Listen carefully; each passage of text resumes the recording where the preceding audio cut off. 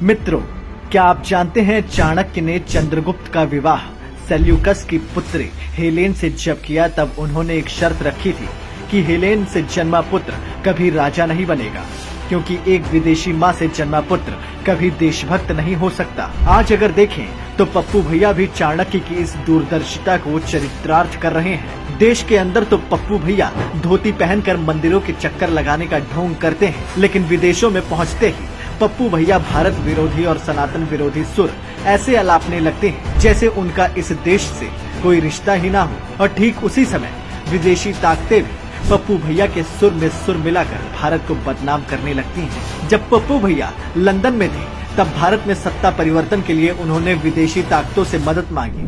फिर जब पप्पू भैया अमेरिका गए, ठीक तभी ट्विटर के पूर्व सीईओ जैक डॉर्सी ने भारत विरोधी बयान मीडिया में दिया और कहा कि भारत सरकार ने ट्विटर को बैन करने से लेकर कर्मचारियों के घर छापा मारने की धमकी दी। जबकि सच्चाई ये है कि किसान आंदोलन के दौरान भारत विरोधी टूलकिट फैलाने में ट्विटर का बहुत बड़ा हाथ था।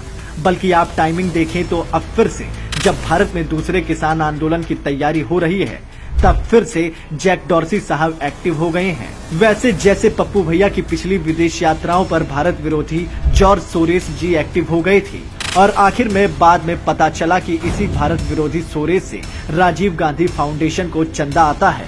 पप्पू भैया अपनी इस यात्रा में भी सुनीता विश्वनाथन नाम की महिला से मिली, जो अमेरिकी मुस्लिम परिषद IAMC जैसे संगठन से जुड़ी है और इस संगठन के तार आतंकी संगठनों JEI, ISI से जुड़े हैं। इसके अलावा जिस जैक डॉर्सी को कांग्रेसी अपना मसीहा मान रहे हैं, उसने ट्विटर पर लेह और जम्मू को चीन का हिस्सा दिखाया, स्वयं ब्राह्मणों को गाली देने वाले प्ले कार्ड दिखाए, भारत के पूर्व कानून मंत्री रविशंकर प्रसाद का अकाउंट सस्पेंड किया, राइट विंग के हजारों ट्विटर अकाउंट सस्पेंड किए, भारत के IT कानूनों की अवहेलना भी की।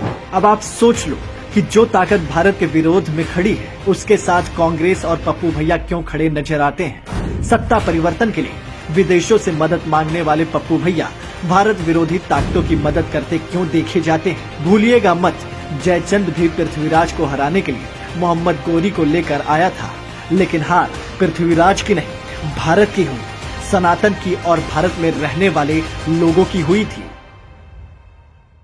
जिस व्यक्ति को आप देख रहे हो वो राहुल गांधी नहीं है। यूपीए गवर्नमेंट का अंत होना तो निश्चित है।